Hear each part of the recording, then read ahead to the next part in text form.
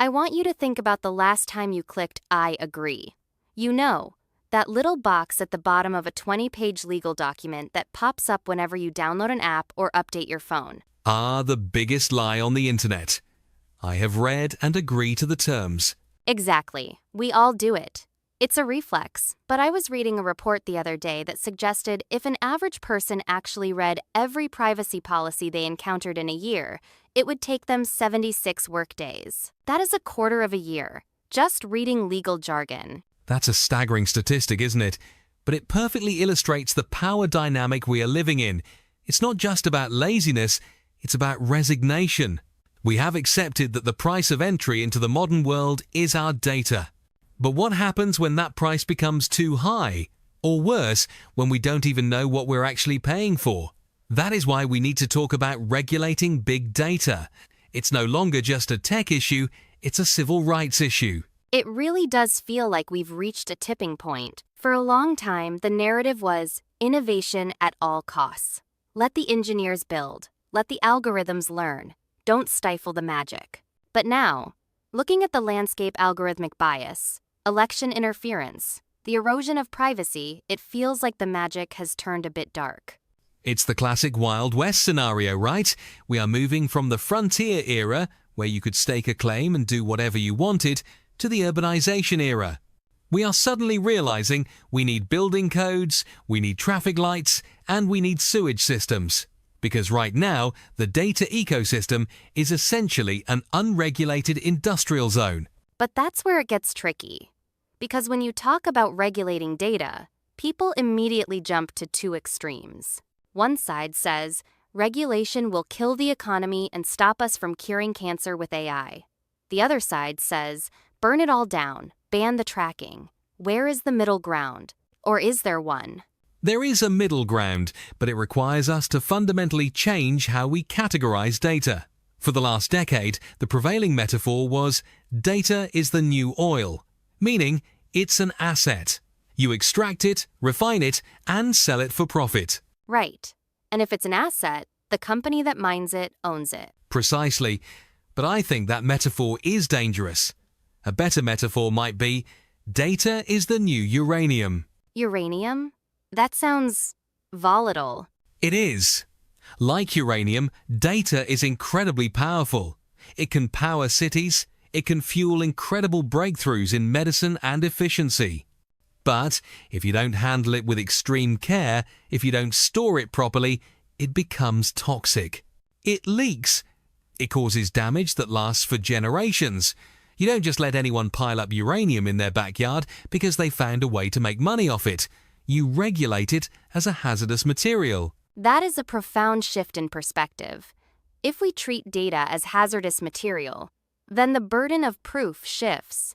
It's not up to me, the user, to protect myself. It's up to the handler to prove they aren't poisoning the environment. So, practically speaking, what does that look like? Because right now, regulation seems to be mostly about consent banners and cookie pop-ups, which, let's be honest, are just annoying speed bumps. You're hitting on the failure of the notice and consent model.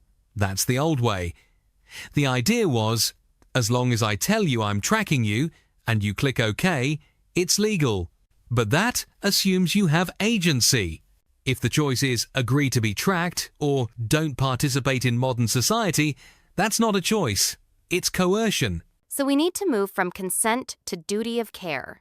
Exactly. Think about food safety. When you buy a sandwich, you don't have to sign a waiver acknowledging that there might be E. coli in the lettuce. You trust that there are regulations preventing them from selling you poison. We need a Food and Drug Administration for algorithms. We need strict liability. If your algorithm discriminates against someone in a housing application, or if your data breach exposes millions of social security numbers, you shouldn't just get a slap on the wrist. You should face structural consequences.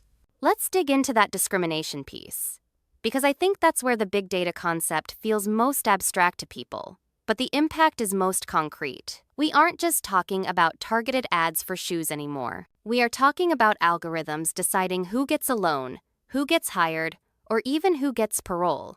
This is the black box problem. We have fed these massive AI systems historical data. But history is biased. History is racist, sexist, and classist. If you train a hiring bot on 10 years of resumes from a male-dominated industry, the bot learns that man equals qualified. And then the company says, hey, it's not us, it's the math. Math can't be racist. Which is the ultimate cop-out. It's essentially math-washing human prejudice. Regulating this means demanding transparency. We need algorithmic audits. You can't just deploy a system that impacts human lives without proving it's fair. It's like building a bridge. You can't just say, I think it'll hold. You have to show the engineering blueprints to the inspectors. But here is the pushback I hear constantly, especially from the tech giants. They say, our algorithms are trade secrets. If we show you the code, we lose our competitive advantage. And besides, these systems are so complex. Even we don't fully know how they make decisions deep down in the neural networks. That's a convenient argument, isn't it? It's too complicated to regulate, so don't try. But imagine if a pharmaceutical company said, this pill cures headaches, but we don't know why, and we won't tell you what's in it because it's a trade secret. Also, it might cause heart attacks. We wouldn't accept that. If a system is too complex to be audited, maybe it's too dangerous to be deployed in critical sectors like healthcare or criminal justice. That's a bold stance. It implies that there might be some technologies we just shouldn't use, or at least shouldn't use, until we understand them better. We have to be willing to slow down. The mantra, move fast and break things, works for a photo-sharing app. It doesn't work for democracy. Speaking of democracy, let's talk about the sheer size of these entities.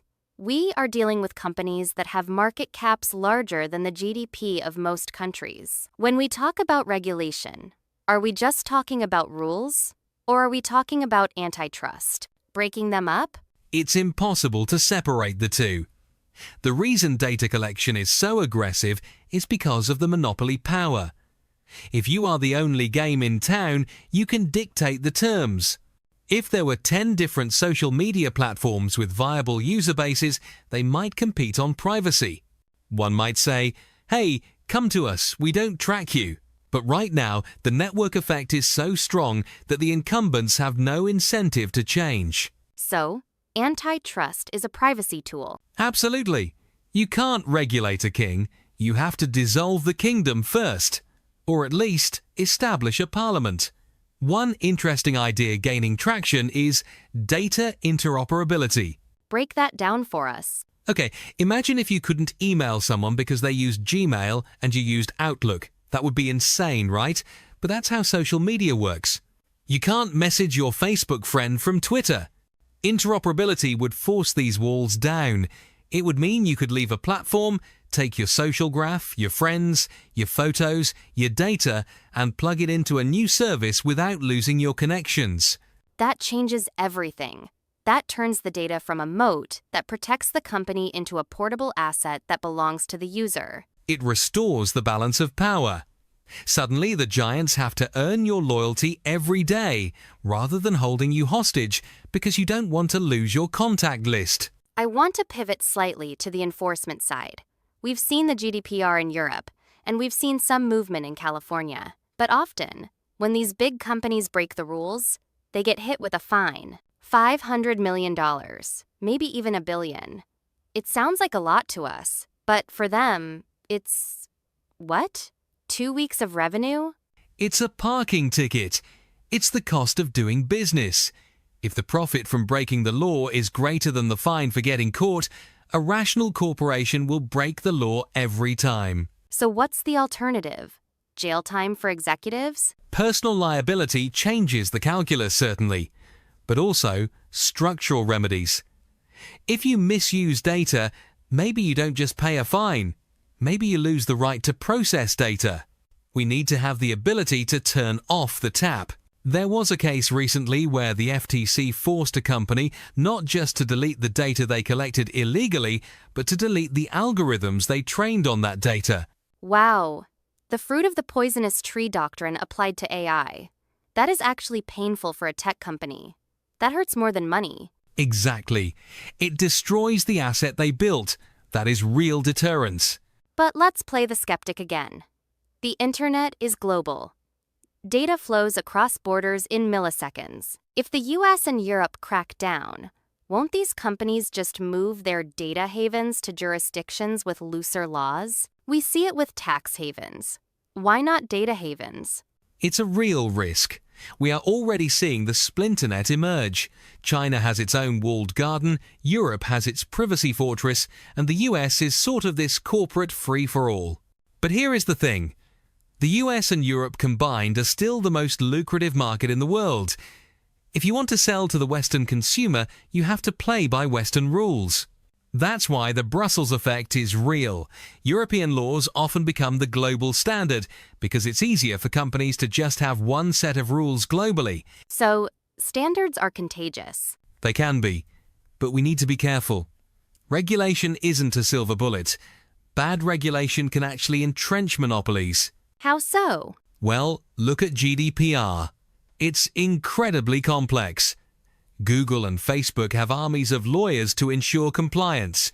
A startup with 3 people in a garage? They can't afford that compliance cost. So, ironically, strict regulations can sometimes wipe out the little guys and leave the giants standing, because only the giants can afford the bureaucracy. That is the ultimate irony. In trying to tame the beast, you might kill the only things capable of challenging it. So, the regulation has to be smart. It has to be tiered. Right. You don't regulate a bicycle the same way you regulate a semi-truck. Small companies should have room to experiment. But once you reach a certain scale, once you have the data of millions of people, you enter a different category of responsibility. I want to zoom out a bit. We've talked about laws, fines, and algorithms. But I feel like there is a philosophical question here. We are skirting around. Why do we care so much about privacy? In a world where we share our breakfasts on Instagram and our location with Uber, have we just evolved past the need for privacy? I hear that a lot. I have nothing to hide, so why should I worry? But privacy isn't about hiding. It's about autonomy. It's about the right to define who you are. Go deeper on that. If a system knows you better than you know yourself, it knows your insecurities, your health risks, your political leanings, your emotional triggers. It can manipulate you. It can nudge you to buy things you don't need, vote for people you wouldn't otherwise support, or feel emotions that aren't yours. The loss of privacy is the loss of free will. That's terrifying. It's not just surveillance. It's behavioral modification. It is. We are becoming non-player characters in our own lives, guided by invisible scripts written by advertisers. Regulation is about seizing back the pen. It's about saying, I am not a data point. I am a citizen. It reminds me of the environmental movement in the 60 seconds and 70 seconds. We looked at the smog-filled skies and burning rivers and said, industrial progress is great, but not if it kills the planet we live on. That is the perfect parallel. We are currently living in the digital equivalent of the Industrial Revolution's peak pollution era. We are choking on data smog. And just like we needed the EPA to clean up the air and water, we need a digital protection agency to clean up the internet. It took decades to clean the rivers. It will take decades to fix this. But we have to start. So, for the listeners right now, looking at their phones, maybe feeling a little paranoid, what is the takeaway? Is it hopeless? Not at all. The fact that we are having this conversation is a victory. 5 years ago, nobody cared. Now, governments are waking up. Consumers are waking up. Apple is making privacy a brand feature. The market is shifting. We are moving from the Wild West to the civilized world. Hopefully. But civilization requires participation. It requires us to stop clicking I agree, blindly metaphorically speaking. It requires us to support politicians who understand technology. It requires us to demand that our digital tools work for us, not the other way around. We are building the infrastructure for the next century. The rules we write now will determine whether the internet is a tool for liberation or a tool for control.